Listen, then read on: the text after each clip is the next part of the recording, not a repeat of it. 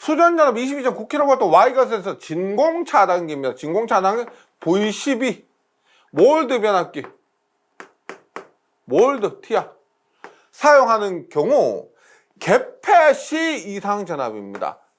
외부 이상 전압, 낙내 이런 것들이 아니고 개폐 시 이상 전압보다 변압기 등 기기 보호 목적으로 사용되는 것으로 LA와 같은 구조와 특성을 가진 것을 쓰시오. 이렇게 되죠. 차단기가 진공 차단기고 여기에 변압기가 몰드 변압기다라고 하면은 이 사이에 뭘 설치한다? 여기에는 서지 흡수기, 서지 흡수기라고 하면 서지 어레스터입니다. 예전에는 우리가 서지 어레스터, 서지 압소바 뭐 이렇게 얘기를 했었는데요.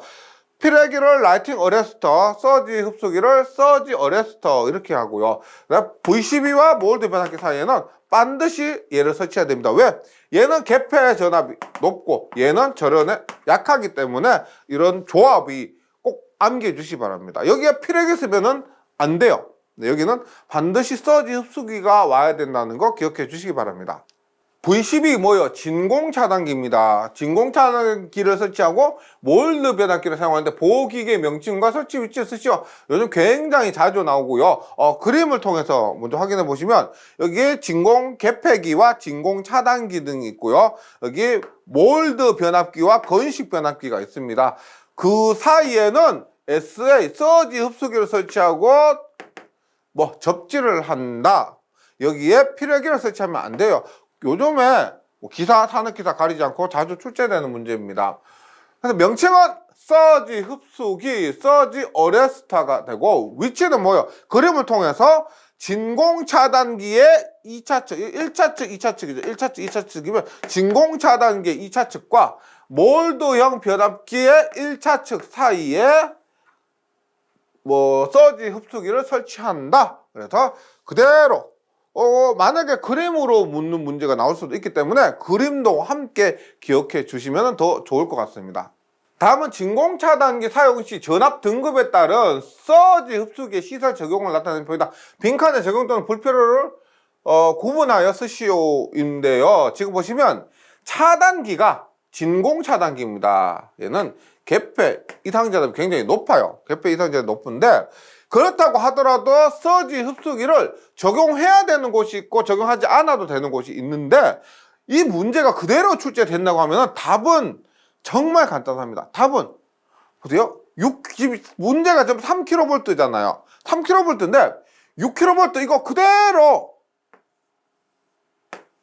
갖고 가시면 됩니다. 즉 3kV와 6kV가 똑같이 적용됩니다. 그러니까 여기 뭐다? 1번 적용, 2번 불필요, 3번 적용, 4번 적용, 5번 불필요. 이게 답이에요. 그래서 그대로 출제된다면 이거 그대로 해주시면 되고 혹시나 조금 깐깐히 뭐 문제가 변형된다고 했을 때 보세요. 진공 차단기는 개폐 이상 전압이 높은데 전동기 같은 경우는 10kV까지는 적용합니다. 10kV까지는 서지 흡수기를 서지 보호장치를 우리가 지금 적용을 하고요. 그 다음에 유입식 있죠. 유입식은 몰드나 건식에 비해서 큰 전압에 잘 견딥니다. 그래서 유입식 같은 경우는 모두 불필요. 모두 불필요. 콘덴서도 필요 없습니다. 콘덴서도 모두 불필요. 그리고 몰드와 건식은 모두 적용입니다. 그래서 빈칸이지만 이렇게 적용하시면 이렇게 정리를 하시면 외우기는 하나도 어렵지가 않을 겁니다. 그래서 다 배우는 거 적용 불필요, 적용 불필요고 그 다음에 전동기는 10kg까지 적용, 변압기는 유입식 불필요, 콘덴서 불필요 이렇게 정리해 주시면 이 문제는 굉장히 쉽게 다가올 수 있을 겁니다. 시설 장소별 적용한 필기에 공칭 방전 전류를 쓰시오입니다. 이것도 빈칸을 두고 공칭 방전 전류를 쓰라 이렇게 자주 나오는 문제인데요. 쉬워요. 변전소인데 154kV 이상의 계통 뭐 큰 경우 가장 큰 경우 세 가지잖아요. 10,000 암피아 반입니다. 66kV, 154kV 그 밑에 공식 전압은 66kV죠. 66kV는 얼마? 반을 합니다. 만의 반은 5000이죠. 5000입니다. 그 다음에 배전솔로 하면 66kV 이하 밑에 뭐요? 22.9kV죠. 22.9kV 배전솔로잖아요. 22.9kV는 배전솔로입니다. 거기에는 얼마? 반을 다시 반해서 2500A가 됩니다. 보통 이거 굉장히 자주 나와요. 그래서 154kV 이상 계통 만, 66kV 그 이하 계통에서는 5000, 그 다음에 배전솔로 나오면은 2500. 만에서 반으로 나누고 이렇게 답을 써주시면 됩니다. 피레기에 대한 다음 각 물음에 답하시오입니다. 1번 개평 피레기의 구성요소 두 가지입니다. 일반적인 피레기죠. 그래서 직렬갭과 특성요소인데 자 그림을 수록했습니다. 여기에 직렬갭이 있습니다. 말 그대로 갭이에요. 갭. 네.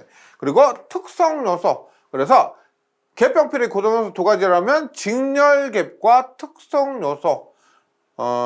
그래서 보통 제가 뭐 한 20년 전에 공부할 때 이렇게 외웠던 것 같은데 개평 피레기의 구성요소에서 직렬갭과 특성요소입니다. 그래서 직렬갭 특성요소에서 특직이죠.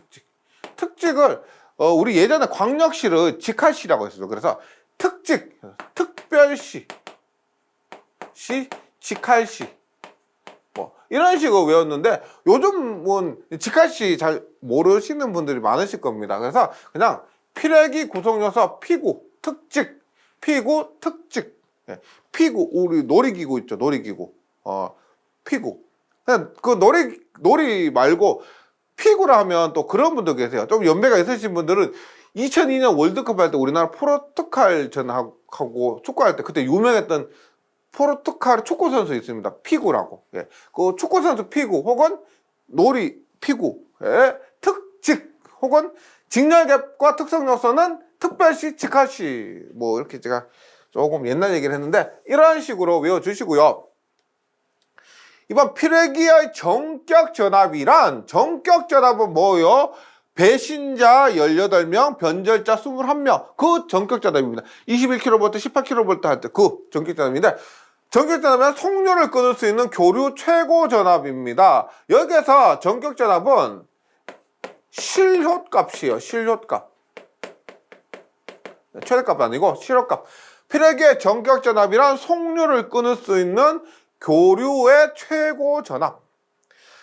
그 다음에 피레기의 충격 방전 개시 전압이라는 것은 그냥 말 풀어서 쓰시면 돼요. 충격을 받았을 때 방전을 개시한다, 시작하는 전압입니다. 그래서 피레기 단자 간의 충격 전압을 인가했을 경우에 방전을 개시하는 전압. 그래서 얘는 충격 방전 개시 전압은 충격의 피레기 단자 간에입니다. 단자 간의 충격 전압을 인가했을 때. 그래서 충격단 요거 꼭 외워주시고요. 그러니까 피레기의 제한 전압이라는 것은 뭐요? 피레기의 제한 전압이라는 것은 여기는 파고값이에요. 파고값. 네. 파고값인데 피레기 방전 중 피레기 단자에 남게 되는 충격 전압입니다. 지금 이 그림상에서 보면 이렇게죠. 방전을 하고 있을 때 전류가 흐르죠. 전류가 흐르고 그 다음에 여기에 피레기의 임피던스가 있을 겁니다. 임피던스. 그러면 전류 곱하기 임피던스 한 이 전압.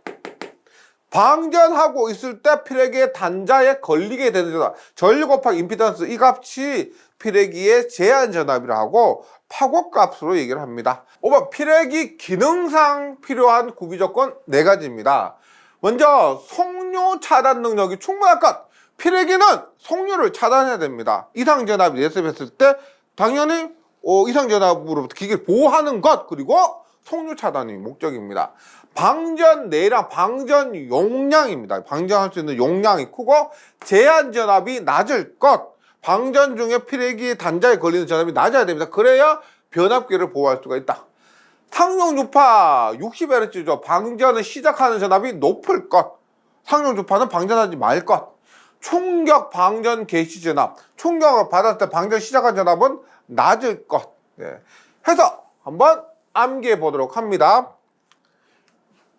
피레기에 기능상 필요한 구비 조건입니다. 그래서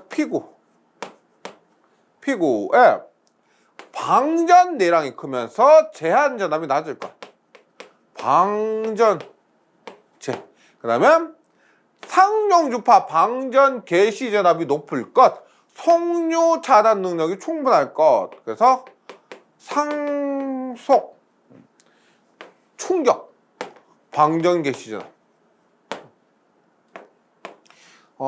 그 만화 중에 피구왕 통키라고 있죠. 피구왕 통키. 그래서 피구 왕 통키가 피구왕 통키가 있는데 그 통키가 방전된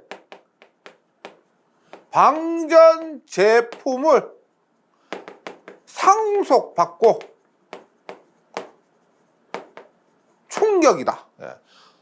피구왕 통키가 방전 제품을 상속받아서 충격받았다. 뭐 이렇게 피레기 기능상 필요한 구비 조건 4가지 외워주시기 바랍니다.